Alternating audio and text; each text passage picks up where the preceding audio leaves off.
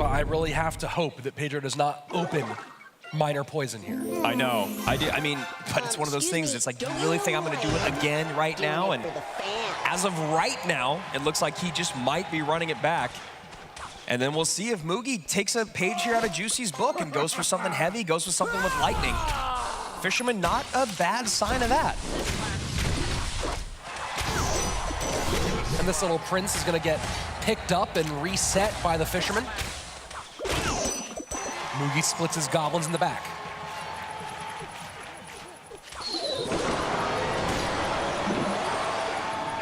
And here we go. It's Mortar game number 1. And Gob Giant right into it. What up, future And as a Mortar player, this isn't a great spot to be in, but you do have that little Prince to help everything out. And Valkyrie, we have not seen a lot of her in this competition, and you see Pedro bringing it out in the biggest moments. And opting to save the elixir and not call in the Guardian throughout that whole exchange. Happy to sacrifice a little bit of damage. Oh, and now he has an opening to do it. Those bats stop it. Now we see a miner going behind. Is that a small mistake? No, Mugi has some decent defense for it. Bats for both, but Evo Mortar for Pedro. Evo Bats for Mugi as he mortars to the opposite lane. And Little Prince, a great response to that. And you see Pedro maybe playing a little bit too similarly to how he has in the past. You knew he was going to get doubled down. You knew he was going to try to protect the Mortar. Mugi immediately pulls the trigger on that Guardian and gets some good damage out of it. This might be the second or third time Valk's been played all weekend. Yeah. It's very interesting to come out in this moment.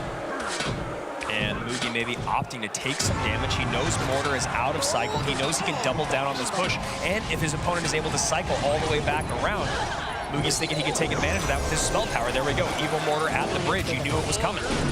And doing a good job taking advantage of the focus that Mugi had to place on the little Prince there to engage with the bats there at the bridge. And Mugi ready for every single one of these miners so far, Rich. 25-87, 27-09. Our former world champion is turning up the heat. Fireball Rage on top. You know it's coming. Oh, boy. That is brilliant. Boy. Bats in. They are being tanked for by the Guardian, so they will survive for a while. And to pick up a game off of Pedro while he's playing miner is such a huge swing in momentum. Oh, and look at that, predictive miner, Rich. And the snowball behind. Will this be enough to get Mortar on tower? No, Goblin Giant goes to the opposite lane. Pedro trying to protect, but that Mortar's not going to get as much as he would like. Yeah, maybe just a little bit too much. All of us Mortar players have been there before. You want to double down at the bridge. You want to make sure you can get that connection, but look at that right-hand tower. Mugi is so happy to eat those maybe 2 Mortar shots. No, takes 1 down to 1060. Take some to give some, and now the Mega Knight comes out. Mugi may be realizing that Pedro struggled against the rage plays. This time not throwing the bowler in here as well. And I love this play because the worst thing that happens when you cycle those goblins, Rich, is you can't pick up a miner. But look at the push on that right-hand side. Devastation, 884, 90 seconds left. And Mortar has just not had the magic that's carried Pedro thus far. A very nice Goblin Giant. I was kind of looking at the elixir bar there of Mugi, wondering how he wanted to respond. He has played this absolutely perfectly. 1981 now to 884.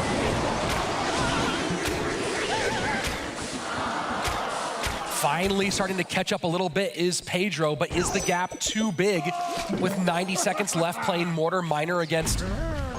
There you go. I like this play a lot, Rich. I really think you got to go hyper-aggressive because we all know Miner Poison, 3-card cycle, and you see Pedro's face. He knows he got caught looking. Mugi, back-to-back-to-back wins, and now is 1 game away from being repeat world champion. That must be Rich over there.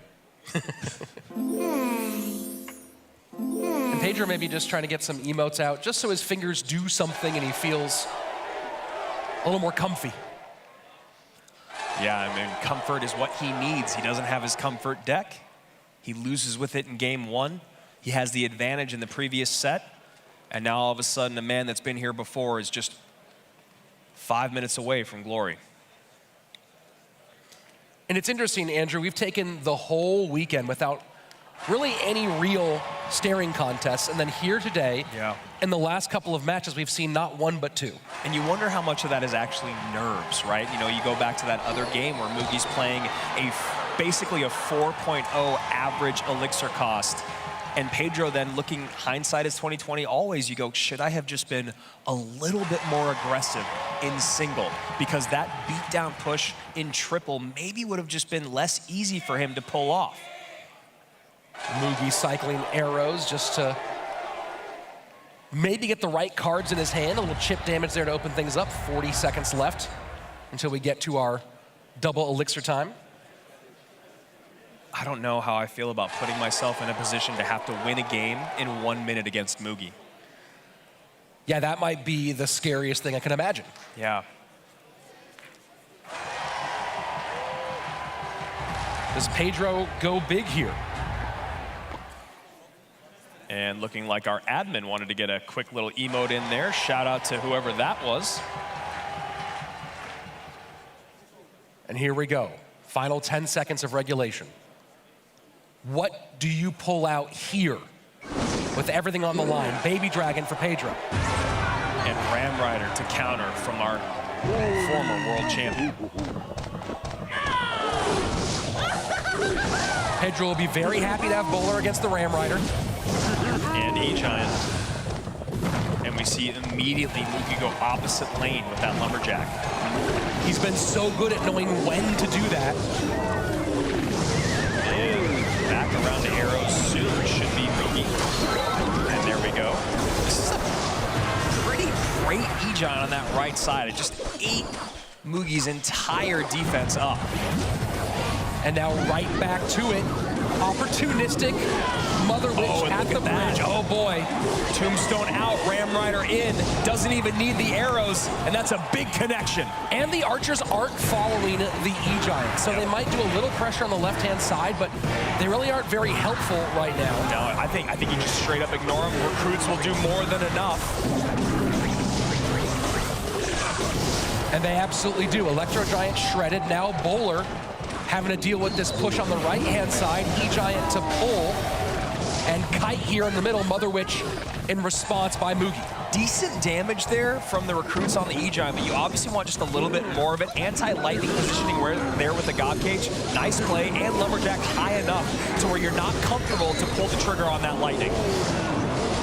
Arrows plus poison covering both phases of the archers. And one of the most under-celebrated cards defensively in the game is that Mother Witch, because she's able to put in a little bit of damage and then make those piggies tank for her. And right now, she's getting so much value from this Tombstone, Rich. I think Pedro needs to be a little bit more cautious about just cycling that Tombstone. He's not being very conservative here. NATO does hold, though. He has E-Giant plus Archer on the left, Bowler plus Archer on the right.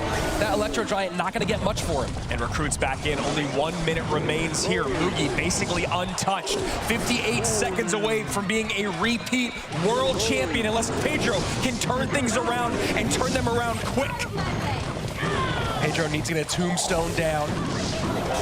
Instead, he's letting the E-Giant stun. E-Giant stun should completely give Pedro great opportunities against that Ram Rider, as every time it snares, ends up hurting itself. But so far, that has not been the story.